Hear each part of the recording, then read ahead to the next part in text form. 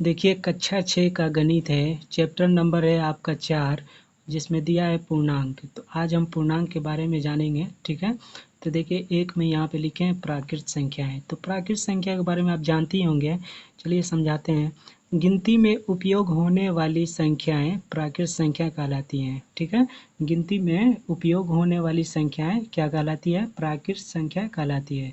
जैसे 1 2 3 4 5 dot dot dot dot, इसका मतलब डॉट डॉट का हो गया कि इसके आगे भी ये गिनती है, ठीक है, गिनती जारी है, ठीक है।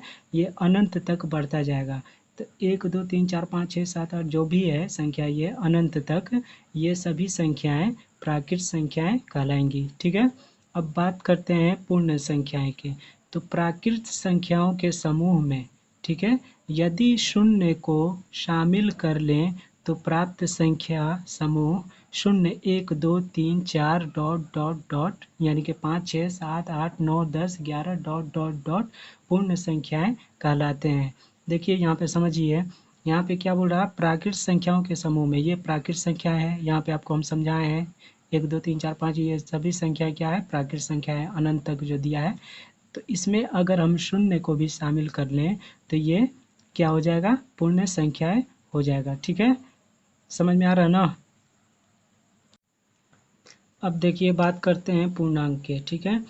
तो पूर्णांक किसे कहते हैं? पूर्ण संख्याओं के समूह में यदि ऋण संख्याओं यथा -1 -2 -3 -4 डॉट डॉट डॉट को भी सम्मिलित कर लें तो प्राप्त संख्या समूह को पूर्णांक कहते हैं। क्या बोल रहा है? पूर्ण संख्याओं के समूह में, ये पूर्ण संख्या हो गया 0 1 2 3 जितना भी ये है संख्या, शून्य के बाद ये सभी पूर्ण संख्याएं कहलाएंगी, ठीक है।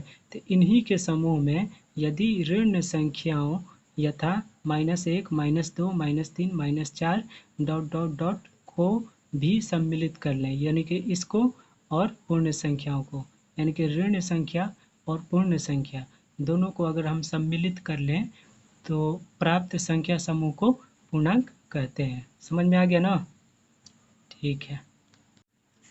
अब देखिए यहाँ पे समझना होगा आपको, 4 में यहाँ पे लिखे हैं प्रत्येक धनात्मक पूर्णांक ऋणात्मक पूर्णांक से बड़ा होता है। तो धनात्मक पूर्णांक आप जानते ही होंगे किसे कहते हैं?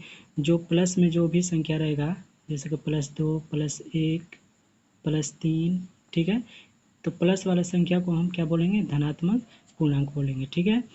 या प्लस में नहीं रहेगा भी तो भी इसको हम धनात्मक बोलेंगे। जैसे 1 2 3 4, इसके आगे कोई चिन्ह नहीं है, ना प्लस का है ना माइनस का, फिर भी इसे हम क्या बोलेंगे? धनात्मक पूर्णांक बोलेंगे, ठीक है। तो बोल रहा प्रत्येक धनात्मक पूर्णांक ऋणात्मक पूर्णांक से बड़ा होता है। तो ये धनात्मक पूर्णांक है और ऋणात्मक पूर्णांक होता है माइनस में, ठीक है। -1 -2 -3 -4, ये जो माइनस में रहेगा उसको ऋणात्मक पूर्णांक बोलेंगे।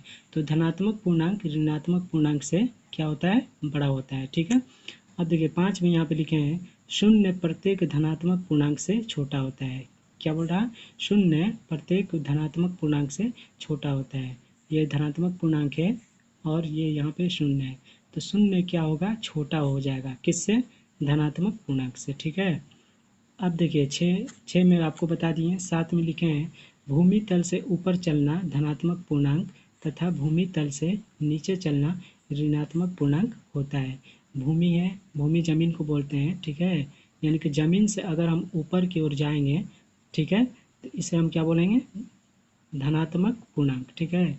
नीचे की ओर आएंगे अगर हम, भूमि के तरफ आएंगे, भूमि पर ऊपर से, तो इसको हम बोलेंगे ऋणात्मक पूर्णांक, ठीक है। तो वही चीज़ बोल रहा है, भूमि तल से ऊपर चलना, ठीक है, धनात्मक पूर्णांक तथा भूमि तल से नीचे चलना ऋणात्मक पूर्णांक होता है।